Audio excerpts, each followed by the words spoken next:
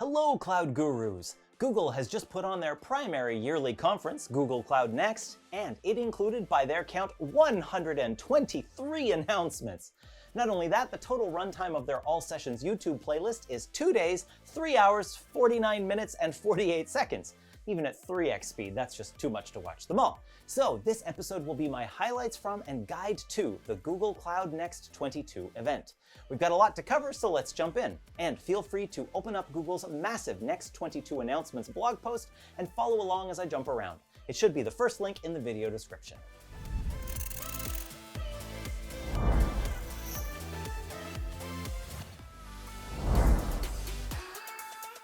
Well, alright, right off the bat, let's cover Google's announcements 1 through 5, which are the new regions coming to Austria, Greece, Norway, South Africa, and Sweden. Jo, Sverige! This brings the total to 48 regions live or announced. Jumping down to number 112 for a minute, Google and Coinbase will now begin working together. Now, it doesn't really affect us much that Coinbase will be moving its infrastructure to GCP, but I think it's more interesting that Google will begin to accept cryptocurrencies as payment for Google services.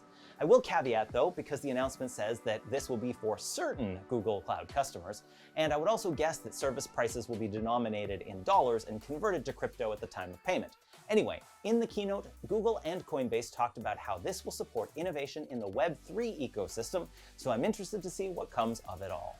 Announcement number 70 on their list is that Looker will be the new unified name for Google's business intelligence platform. Data Studio is therefore being renamed to Looker Studio.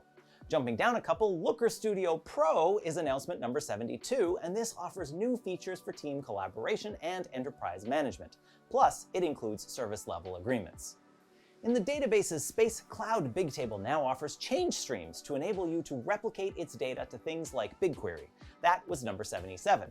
And number 80 is that Spanner is getting a smooth integration with Vertex AI so you can write simple SQL statements that use machine learning models. All the way back up to announcements 6, 7, and 8, these are all about the latest processing hardware available on Google Cloud, including the new C3 Compute Engine virtual machine family powered by 4th generation Intel Xeon processors. Also, Cloud TPU v4 pods now generally available for training large-scale machine learning models with better carbon efficiency. And the A2 Ultra GPUs, also now GA, which are powered by NVIDIA A100 Tensor Core GPUs with 80 gigabytes of memory.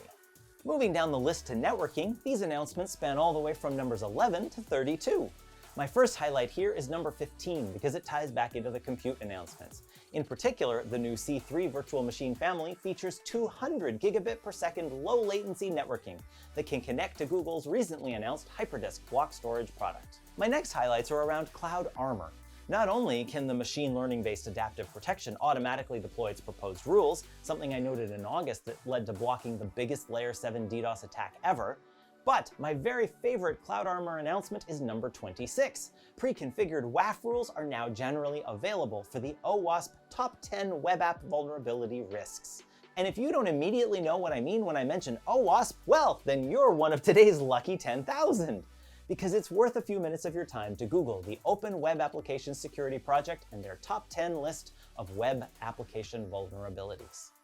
Next, let's look at some announcements around developer productivity and security. Announcement 38 is that Cloud Deploy can now directly target Cloud Run. And 39 is that new Cloud Run integrations can make it easier to coordinate with other parts of GCP, such as configuring a domain on a load balancer.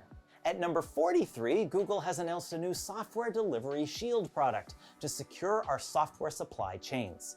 This incorporates Google's assured open source software service that I reported as one of the gems in our May episode. And if you don't remember why this is really important, I humbly suggest that you should rewatch that. We'll drop a link directly to that segment in the description below. The next announcement is related because Google's new fully managed development environments, Cloud Workstations, are a part of Software Delivery Shield. And also tied into this software supply chain stuff, my last highlight in this section is number 50, that Cloud Build now officially supports SLSA Level 3 builds. If this stuff interests you and you want to understand it better, then I highly recommend that you check out Kelsey Hightower's recent talk on the matter. I was fortunate enough to see it live at the Strangeloop 2022 conference, but the recording has just recently been posted to YouTube, so we'll add links to this as well. As one person commented on that video, it is both educational and entertaining. Okay, in the data analytics section of announcements, I want to highlight BigQuery. Announcement number 64 is a big deal because BigQuery will now let you analyze unstructured data too. Google points out that as much as 90% of all data is considered unstructured, so this could open up the power of BigQuery to handle many more scenarios than before. And announcement number 66 is also pretty cool because this is about how BigQuery is getting a new integrated experience for Apache Spark. Next, let's take a look at AI and ML. Google is celebrated for their artificial intelligence and machine learning innovations, so we should expect them to have some great new announcements here too, right? And indeed they do. Number 59 is Translation Hub, a fully managed AI agent that can translate documents into 135 languages at the click of a button, all while preserving the layout and styling of the documents it's given. And another thing, number 62, is the new Vertex AI Vision service, a vision-tuned offering of Vertex AI to make it quick to build and set up from scratch an app and supporting tooling. As Google puts it, the one-stop shop to build, deploy, and manage a computer vision application. My last two highlights fall into the management and migration tools category, but that doesn't mean they're unimportant. Number 55 is not going to affect most people or organizations, but if you are still dealing at all with mainframes, then this one's for you. Dual Run is a new offering to let you run mainframe workloads simultaneously on both existing mainframes and on Google Cloud.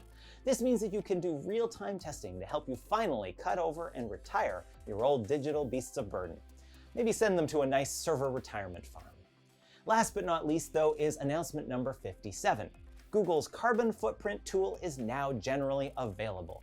As Google writes, this provides granular emissions data for cloud workloads and transparency into the energy scores of Google Cloud regions. And since a great many people and organizations care a lot about trying not to mess up this one world we've got, this is an important part of doing the next right thing. Well, all right, after all those announcements, you might be feeling like it's hard to understand how it all applies to you. Well, one of the best ways to overcome this feeling is to get cloud happy. Okay, that might sound weird, but what I mean is that we're currently offering free training for you to achieve Google's Cloud Digital Leader certification. Now, maybe you'd prefer to target Amazon Web Services or Microsoft Azure or dive deeper into Kubernetes or Terraform instead, and that would be fine. Each one of these 5 options could be very valuable to you.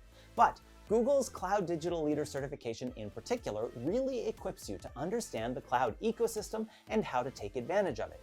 It truly does help you to be a cloud leader, regardless of whether you manage people or contribute individually.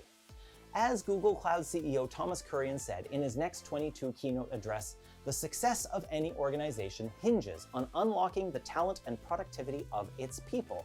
And that's what we at Pluralsight want to do for you. And I know I did already say this, but it bears repeating. What we're offering right now for Cloud Happy is absolutely free. Not even any credit card required, and you get access to our courses and other support. So check it out now. Well, that's a wrap for both Cloud Next 22 and our October episode of GCP this month. I hope you found this valuable, and I hope you'll let me know in the comments what your favorite announcement was and what extra one maybe you think I should have added to this episode if I could only add just one more announcement. And until next time, stay safe, take care of those around you, and keep being awesome, Cloud Gurus.